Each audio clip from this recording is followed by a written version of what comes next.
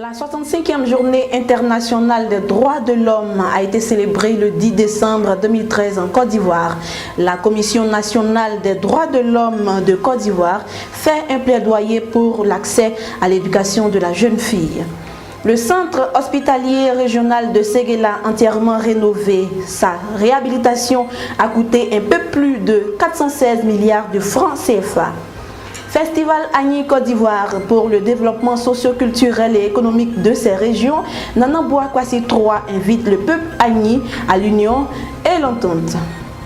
Ce sont là les titres de cette édition. Bonjour et merci de votre fidélité à ivoiretv.net. Le peuple Agni de Côte d'Ivoire a désormais son festival international de musique, chant et danse du terroir. L'édition inaugurale de ce festival a eu lieu le 6 décembre 2013 à Bongouanou dans une ambiance de fête rythmée par des chants et danses traditionnelles. Ce spectacle haut en couleur a drainé une foule nombreuse en présence de la présidente du conseil régional du Moronou, de la ministre Amatewa, du représentant du roi de l'indénié gardien du trône Nda Antoine et une forte délégation du Bénet dont le directeur général est le parrain.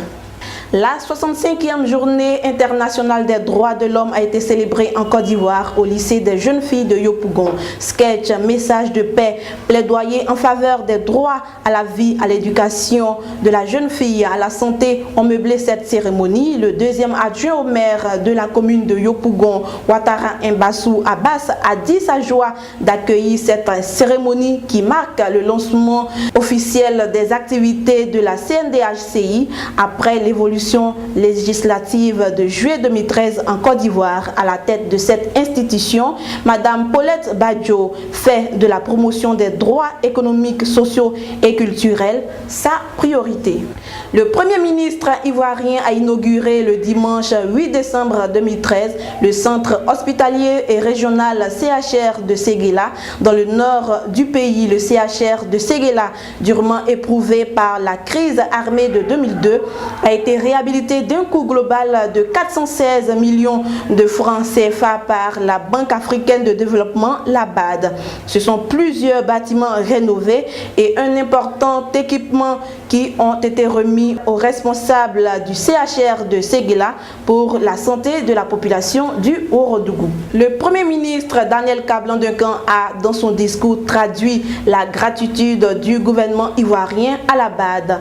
La réhabilitation du CHR de Séguéla, il faut le dire, s'inscrit dans un projet global dont bénéficie la Côte d'Ivoire dans le cadre du projet d'appui institutionnel multisectoriel à la sortie de crise.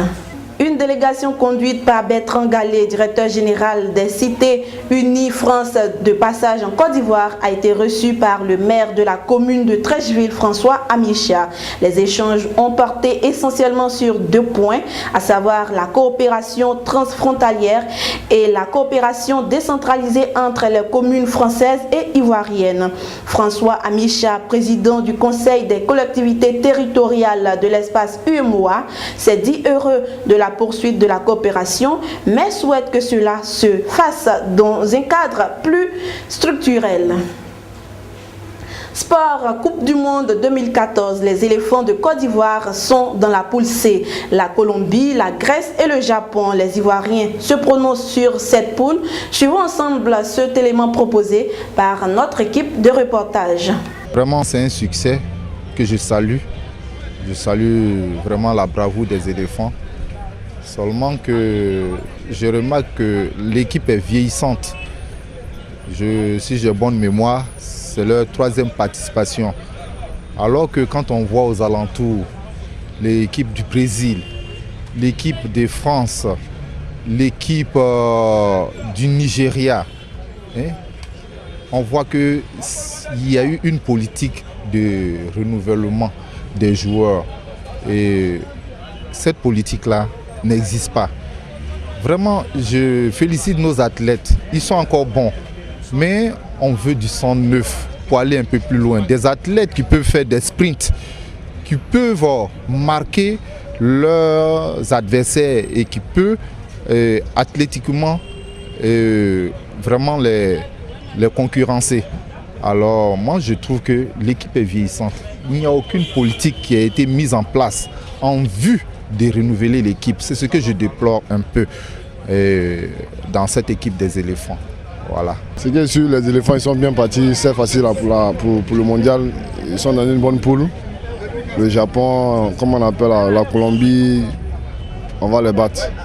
Ça, y a rien à faire. On est bien parti pour le deuxième tour. Pensez-vous qu'avec cet entraîneur que nous pouvons aller aussi loin? En fait, l'entraîneur là, tous les jours on parle de ça. Les joueurs même là, eux-mêmes n'ont qu'à m'entraîner de côté, n'ont qu'à jouer ballon même. Donc à laisser entraîner. Entraîneur lui fait son classement. Eux là n'ont qu'à nous prouver aussi. On est fatigué, toujours on parle des mêmes entraîneurs. On a commencé ici combien d'entraîneurs jusqu'à on est arrivé ici la monsieur aujourd'hui. On a continué comme ça les joueurs. C'est pas les enfants, c'est les pros. Ils sont professionnels. Donc eux-mêmes n'ont qu'à mouiller maillot. Toujours on met ça si entraîneur. Alors que l'entraîneur aussi là, lui il fait son classement et puis il continue aussi. Donc les joueurs n'ont qu'à mouiller maillot. C'est la fin de cette édition, mais avant de vous dire au revoir, je vous rappelle les principaux titres. La 65e journée internationale des droits de l'homme a été célébrée le 10 décembre 2013 en Côte d'Ivoire.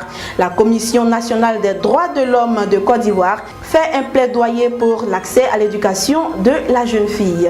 Festival Agni Côte d'Ivoire pour le développement socio-culturel et économique de ces régions. Nanamboa Kwasi 3 invite le peuple Agni à l'union et l'entente. Le centre hospitalier régional de Séguéla entièrement rénové, sa réhabilitation a coûté un peu plus de 416 millions de francs CFA. Merci de votre fidélité à ivoiretv.net, l'écho de l'info sur les nets.